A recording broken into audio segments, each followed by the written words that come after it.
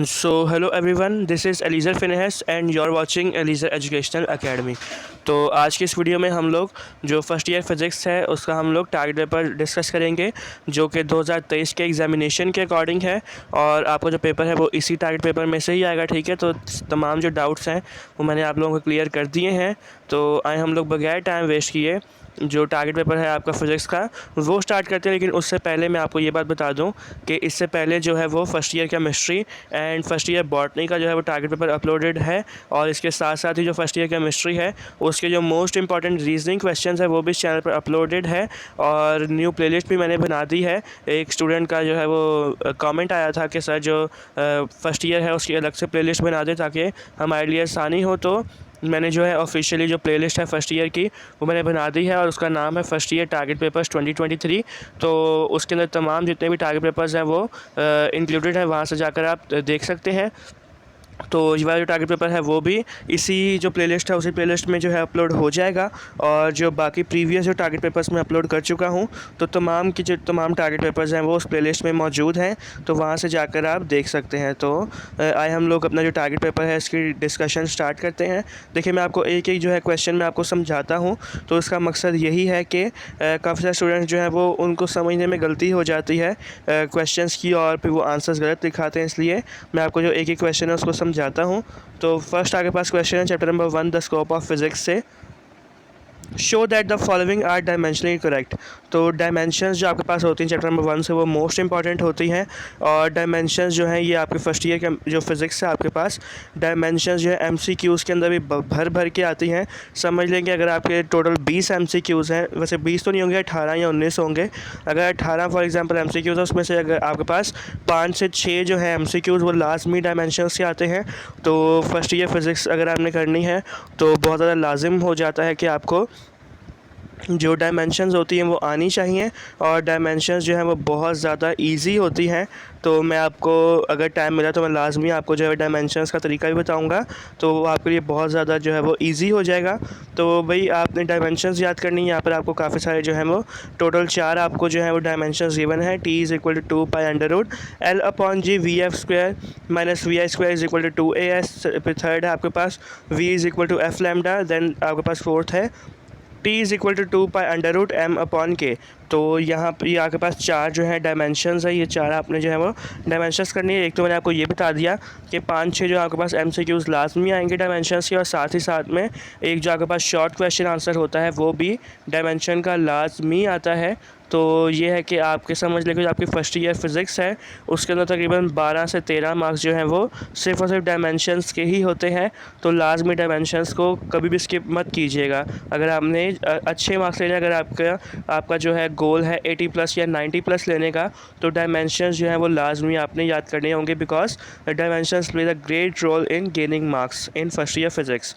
फिर देन आपके पास क्वेश्चन आता है एसआई बेस यूनिट्स। अब जितने भी आपके पास जो है ना आपके पास एलिमेंट्स जैसे टेम्परेचर हो गया, लेंथ हो गया, ग्रेविटी हो गया, मास वगैरह, फिर वेलोसिटी है आपके पास, फ्रीक्वेंसी है, फिर वेवलेंथ है, तो तमाम के आपको जो है वो यूनिट्स मालूम होने चाहिए। जो आपके पास है शॉर्ट क्वेश्चन आंसर में ये भी सवाल आ सकता है कि आपको बहुत सारे जो हैं वो चीज़ें गिवन होंगी जैसे कि मैंने आपको बताई हैं। तो उसके आपको बोलेंगे कि इन तमाम चीज़ों के जो है वो यूनिट्स आपने बताने हैं। तो ऐसा सवाल भी आ सकता है जो कि 5 मार्क्स का होगा, तो ये भी आपको आना चाहिए।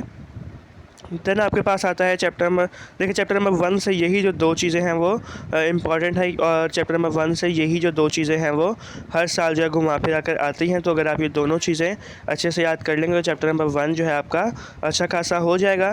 देन आपके पास आता है chapter number 2 scalar and vectors.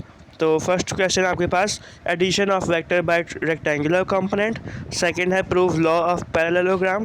तो पैरेललोग्राम का जो लॉ है वो आपने बताना है। फिर आपके पास कुछ कंडीशंस हैं, आपने जो है वो प्रूव करना है। A b plus c is equal to a dot b plus a dot c. Then next है आपके पास a cross b is equal to b cross a. तो ये 2 कुछ आपके पास जो है वो डेरिवेशंस है, ये आपने क्या है एंड में आपने क्या करना होता है, इस पूरे फार्मूले को प्रूव करना होता है। देन आपके पास आता है proof law of sine. Law of sine को आपने प्रूफ करना है। देन है if A and B are the adjacent sides of a parallelogram then show that A cross B represent area of parallelogram. तो ये आपके पास जो है एक डेरिवेशन है, बहुत छोटी सी डेरिवेशन है, शॉर्ट सी है, तो ये आपने बतानी होगी। नेक्स्ट आपके पास proof that A cross b plus a dot b square is equal to a square dot b square. तो ये भी आपके पास डेरिवेशन है। यहाँ पर चैप्टर नंबर 2 में जो है वो छोटी छोटी जो है वेक्टर्स की काफ़ी सारी डेरिवेशंस हैं। तो अगर आप ये तमाम कर लेंगे तो आपको कोई भी परेशानी नहीं होगी और इसी में से ही कोई ना कोई आपको डेरिवेशन आपके पेपर में लाजमी देखने को मिलेगी। और ये जो आपके पास इनमें से जो डेरिवेशंस है इनमें से कोई ना कोई एक जो है वो आपके जो फाइनल पेपर है उसके अंदर भी लाजमी आती है, तो ये आपने लाजमी याद करनी होंगी। देन आपके पास आता है chapter number 3 motion in one dimension. तो मोशन इन वन डायमेंशन के देख लेते हैं भाई। फर्स्ट क्वेश्चन है आपके पास कि elastic collision in one dimension. जो आपके पास इलास्टिक कोलिजन होता है वन डायमेंशन में वो आपने बताना है। फिर दो आपके पास केसेस हैं कि the masses of two bodies are equal. तो आपके पास केसेस ये होते हैं कि दो बॉडीज़ जो हैं वो आपस में कोलाइड कर रही होती हैं, ठीक है। आपस में जब कोलाइड कर रही होती है तो दो आपके पास कंडीशंस ये हैं कि फ़र्स्ट कंडीशन में ये है कि दोनों जो बॉडीज़ आपस में कोलाइड कर रही हैं तो उनका जो मास है, उनका जो वज़न है वो बिल्कुल इक्वल है। एंड जो सेकंड आपके पास केस वो ये है कि the masses of bodies are one of them is initially at rest. तो आपके पास दूसरा कंडीशन ये है कि एक जो बॉडी आपके पास वो मूव कर रही है जबकि दूसरी बॉडी है वो रेस्ट में है। तो फिर आपने बताना है कि जो आपके पास जो इसका रिज़ल्ट आएगा वो क्या होगा। फिर नेक्स्ट क्वेश्चन आपके पास आता है derive the formula for the acceleration of inclined plane. तो आपके पास इंक्लाइंड प्लेन की जो डेरिवेशन है पूरी वो आपने बताना है कि और इसका नाम क्या आता है, एक्सेलरेशन ऑफ इंक्लाइंड प्लेन। तो कुल मिलाकर आसान अल्फाजों में ये बता रहा हूँ कि जो इंक्लाइंड प्लेन का आपके पास जो डेरिवेशन होती है वो आपने बताना है, जिसके अंदर जो इंक्लाइंड प्लेन है उस पर जो है तीन जो है कंपोनेंट्स जो है वो लाई कर रहे होते हैं। First of all W weight होता है और वेट जो है वो दो कंपोनेंट्स में बच जाता है, डब्ल्यू एक्स में और डब्ल्यू वाई में। जो आपके पास हॉरिजॉन्टल कंपोनेंट होता है वो डब्ल्यू एक्स होता है और जो आपके पास वर्टिकल कंपोनेंट होता है वो डब्ल्यू वाई होता है। फिर जो होता है आपके पास होता है एक वेट, जो वेट लग रहा होता है। फिर सेकंड जो आपके पास फोर्स ऑफ नॉर्मल रिएक्शन लग रहा होता है और सेकंड जो है वो फोर्स ऑफ थर्ड जो है आपके पास वो फोर्स ऑफ फ्रिक्शन लग रही होती है। तो इस वजह से कि जो इंक्लाइंड प्लेन पर जो बॉडी जो है जो रखी हुई है उसके ऊपर तीन तरह के फोर्सेस एक्ट करती है। मैं दोबारा बता रहा हूँ, weight, force of friction and force of normal reaction जो है इसके ऊपर क्या है एक्ट कर रही होती है। और डब्ल्यू जो है वो दो कंपोनेंट्स में जो है वो डिस्ट्रीब्यूट हो जाता है, ठीक है। ये आप लोगों को थोड़ा जो मैंने इनिशियल जो बात है वो बता दी है। नेक्स्ट आपके पास आता है कि to bodies of masses m1 and m2 connected with the both ends of a string which passes over a frictionless pulley, calculate the acceleration and tension. तो भाई आपके पास दो मासेस हैं m1 और m2 और वो जो है स्ट्रिंग के साथ अटैच है। और दो केसेस हैं आपके पास कि जब दोनों बॉडीज़ जो है वो पुली के ऊपर से वर्टिकली हैंग कर रही हो और दूसरा आपके पास कंडीशन है कि एक जो बॉडी है वो हैंग कर रही हो और दूसरी जो है वो स्मूथ सरफेस पर रखी गई हो। तो ये जो आपके पास ये वाला क्वेश्चन ये लॉन्ग में लाजमी आएगा आपके पास। इसके 100% चांस है, देखिए मैं 90% भी नहीं बोल रहा, 100% चांस है, क्योंकि ये जो सवाल है आपके पास ये हर साल आता है। तो इस साल भी ये जो आपके पास क्वेश्चन है ये लाजमी आएगा। तो यहाँ पर जाकर आपका जो चैप्टर नंबर 3 है वो ख़त्म होता है। हम लोग बढ़ते हैं अपने चैप्टर नंबर 4 की जानिब।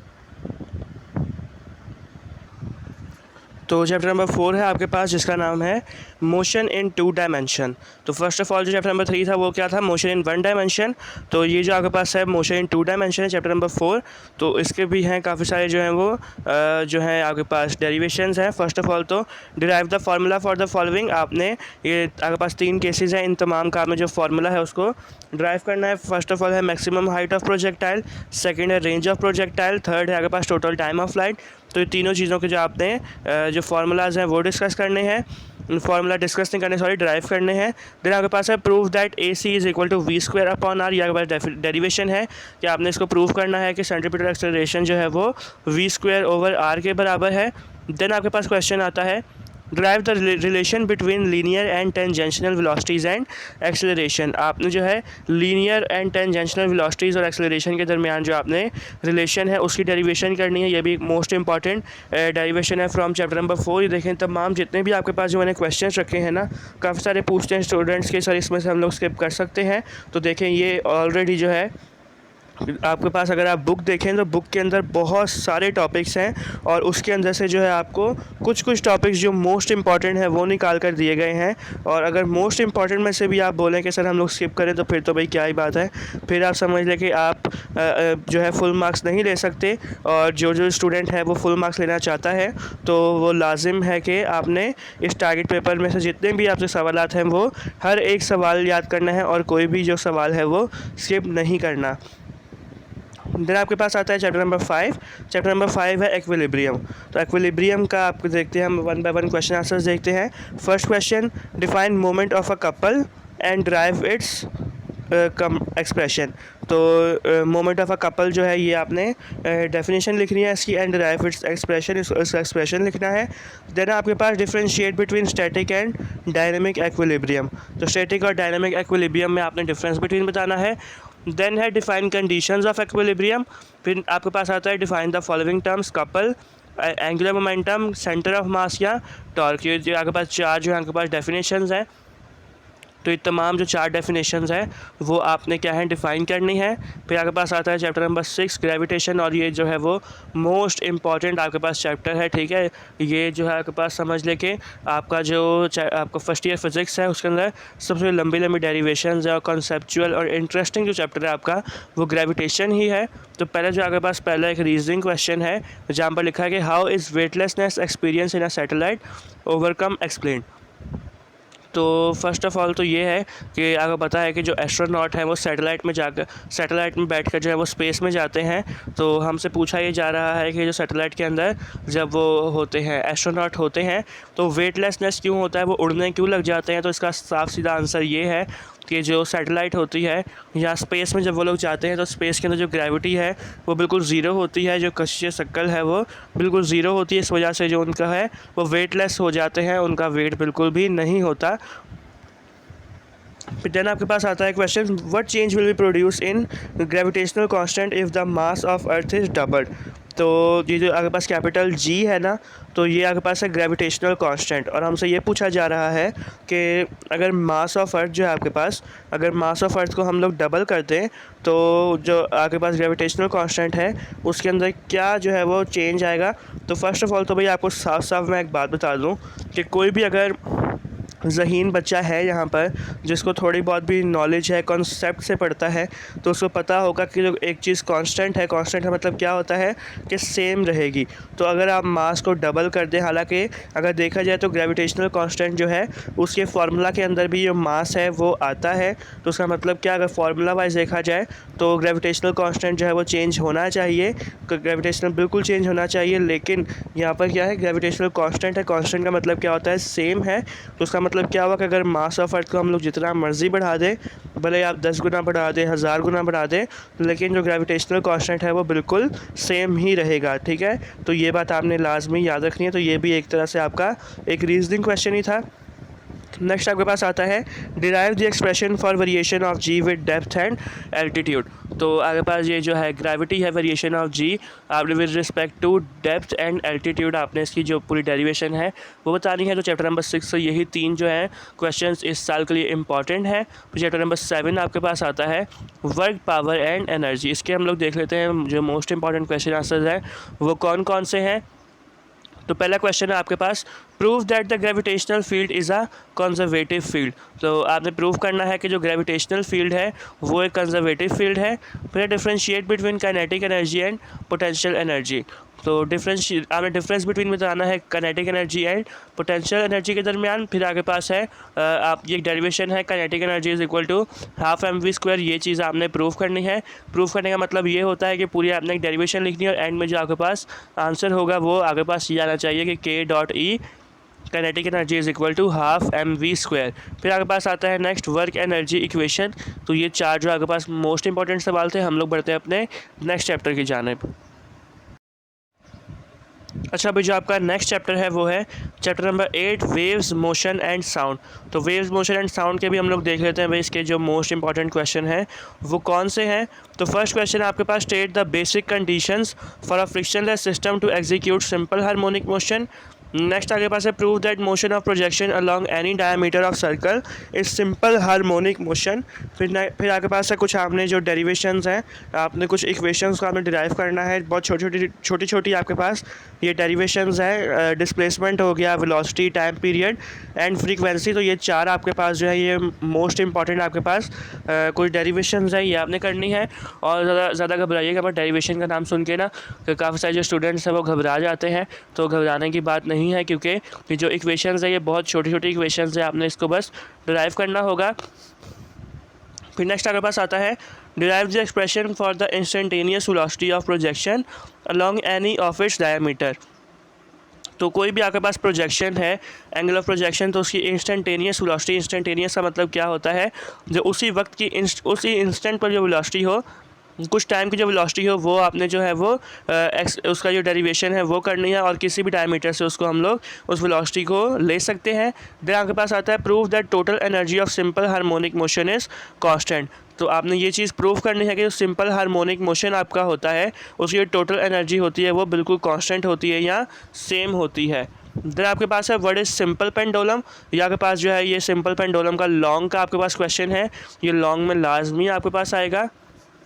तो यहाँ पर लिखा है, what is simple pendulum, show that the motion of simple pendulum is simple harmonic motion. तो फर्स्ट ऑफ ऑल आपने बताना है कि सिंपल पेंडुलम होता क्या है, और देन आपने ये बताना होगा कि जो आपके पास सिंपल पेंडुलम की जो आपके पास मोशन है, जो सिंपल पेंडुलम मूव करता है तो वो सिंपल हार्मोनिक मोशन के अकॉर्डिंगली मूव करता है। डिराइव इट्स टाइम पीरियड, और जो सिंपल पेंडुलम है उसके टाइम पीरियड की भी डेरिवेशन आपने लिखनी होगी। तो ये पूरा आपके पास एक लॉन्ग क्वेश्चन आंसर आता है। और सेकंड आपके पास जो लॉन्ग क्वेश्चन है वो भी आपके पास यहाँ पर गिवन है कि derive Newton's formula for speed of sound and discuss Laplace correction. तो ये भी आपके पास जो है ये लॉन्ग क्वेश्चन आंसर में ही आता है। फर्स्ट ऑफ ऑल आपने जो न्यूटन का फार्मूला है फॉर स्पीड ऑफ साउंड उसको आपने डेरिवेशन लिखनी है, और जो न्यूटन के फार्मूले में कुछ डिफेक्ट्स थे, न्यूटन का जो फार्मूला था वो सही नहीं था, और बाद में जो है वो लैप्लेस नाम के साइंसदान ने उसे, या कोई लोग लैप्लास बोलते हैं या कोई लैप्लेस बोलते हैं। देखिए आपको क्या है, आपको स्पेलिंग आने चाहिए, आपसे कोई ओरल पेपर तो सुनेगा नहीं, आपको क्या है, आपको जो है वो स्पेलिंग आने चाहिए। तो जो लैप्लेस ने उसको करेक्ट किया था Newton formula for speed of sound को, वो भी आपने डिस्कस करना होगा। नेक्स्ट आपके पास डिफरेंस बिटवीन है म्यूजिकल साउंड एंड नॉइस। शोर में और जो आपके पास म्यूजिकल साउंड होता है, कोई गाने के जो साउंड होते हैं उसके अंदर क्या फ़र्क होता है। तो जो नॉइज़ होती है वो जो है वो कानों के लिए बहुत ज़्यादा, उसकी जो फ्रीक्वेंसी होती है वो बहुत डिस्टर्बिंग होती है, जबकि म्यूज़िकल साउंड जो है उसकी जो फ्रीक्वेंसी होती है, शिद्दत जो होती है वो कम होती है, और जो कानों के लिए वो बहुत ज़्यादा क्या होती है, स्वीटनेस का काम करती है। देन आपके पास आता है, discuss Doppler effect in detail, और ये भी आपके पास एक लॉन्ग का सवाल है। जो चैप्टर नंबर 8 है आपके पास वो लॉन्ग क्वेश्चन आंसर्स के लिए नहायत इंपॉर्टेंट है, और जिसके अंदर यह आपको डॉपलर इफेक्ट को आपको डिटेल में बताना होगा। और right 3 applications of Doppler effect, यहाँ पर अलग अलग लिखा हुआ है, लेकिन अगर देखें अगर शॉर्ट में आया ना आपके पास, अगर शॉर्ट में आया तो आपके पास ऐसा अगर discuss Doppler effect in detail, अगर शॉर्ट में दूसरा क्वेश्चन आया तो right 3 applications of Doppler effect. कुल मिलाकर ये कहना चाह रहा हूँ कि अगर आपके पास शॉर्ट क्वेश्चन में आते हैं डॉपलर इफेक्ट से रिलेटेड कोई भी आपके पास क्वेश्चन अगर शॉर्ट क्वेश्चन आंसर में आता है तो इस तरह से आपको अलग अलग आएगा। लेकिन अगर ये डॉपलर इफेक्ट का क्वेश्चन जो है जो अमूमन लॉन्ग में ही आता है, तो अगर लॉन्ग में आया तो ये दोनों सवाल जो हैं वो मिल के आएंगे, और यहाँ पर right 3 applications of Doppler effect, ये तमाम चीज़ें जो आपको है एक साथ ही लिखनी होंगी।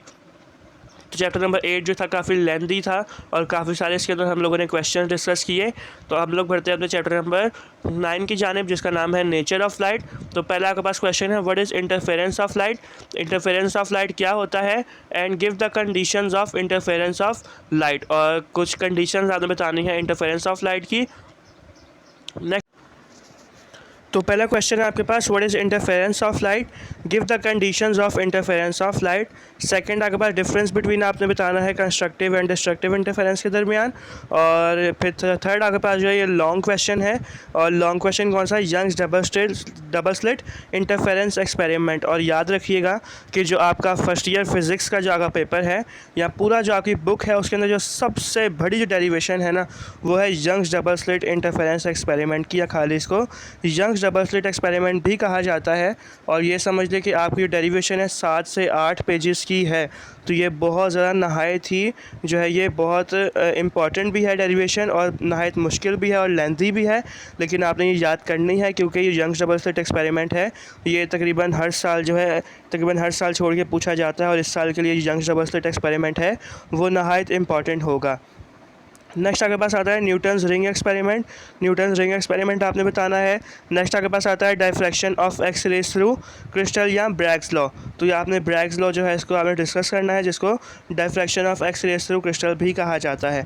तो यहाँ पर जाकर आपका चैप्टर नंबर 9 है वो ख़त्म होता है। चैप्टर नंबर 9 में यही जो है 5 सवालात थे, और ये 5 सवालात जो हैं ये नहायत इंपॉर्टेंट है। इसमें से तकरीबन 2 आपको लास्ट में देखने को मिलेंगे in your final exam. Then आपके पास आता है चैप्टर नंबर 10, फाइनली आपका जो लास्ट चैप्टर है उसको हम लोग देखते हैं। चैप्टर नंबर 10 जिसका नाम है ज्योमेट्रिक ऑप्टिक्स, ज्योमेट्रिकल ऑप्टिक्स। तो पहला आपके पास ज्योमेट्रिकल ऑप्टिक्स में जो पहला आपके पास क्वेश्चन है मोस्ट इंपॉर्टेंट वो है ड्राइव थिन लेंस फार्मूला।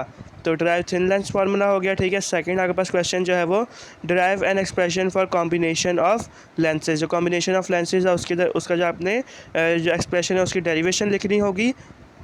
फिर नेक्स्ट क्वेश्चन आपके पास डिस्कस डिफेक्ट्स ऑफ लेंसेज के जो डिफेक्ट्स होते हैं आपके पास वो आपने बताने हैं, और ये जो डिफेक्ट्स हैं वो कैसे रिमूव किए जा सकते हैं, कैसे ख़त्म किए जा सकते हैं, ये आपने बताना होगा। ये दरअसल एक थ्योरी वाला सवाल है। फिर नेक्स्ट क्वेश्चन है derive the formula for the magnification of simple microscope. तो ये मैं बोलता हूँ ये मोस्ट इंपॉर्टेंट सवाल है, और सिंपल माइक्रोस्कोप के साथ साथ अगर आपने ये डेरिवेशन आप करेंगे अगर पेपर में आ गया तो सिंपल माइक्रोस्कोप की जो डायग्राम है वो बनाना मोस्ट इंपॉर्टेंट है। काफ़ी सारे स्टूडेंट्स जो है वो सिंपल माइक्रोस्कोप की डेरिवेशन तो कर देते हैं लेकिन डायग्राम नहीं बनाते, फिर इस वजह से उनको जो है वो मार्क्स भी नहीं मिलते, क्योंकि जो सिंपल माइक्रोस्कोप है उसकी जो जो उसकी डायग्राम है वो बनाना मोस्ट इंपॉर्टेंट है, ठीक है। तो सिंपल माइक्रोस्कोप को मैग्नीफाइंग ग्लास भी कहा जाता है, सिंगल कॉन्वेक्स लेंस भी कहा जाता है, ठीक है। तो कुल मिलाकर आपका जो पेपर में सवाल है वो अगर आपको ये सवाल आया कि derive the formula for the magnification of magnifying glass या सिंगल कॉन्वेक्स लेंस, तो बिल्कुल परेशान मत होइएगा। तो इसका मतलब एक ही है, सिंपल माइक्रोस्कोप ही इसका मतलब है। नेक्स्ट आगे पास है magnification of compound microscope and astronomical telescope. तो ये भी आपके पास मोस्ट इंपॉर्टेंट सवाल है।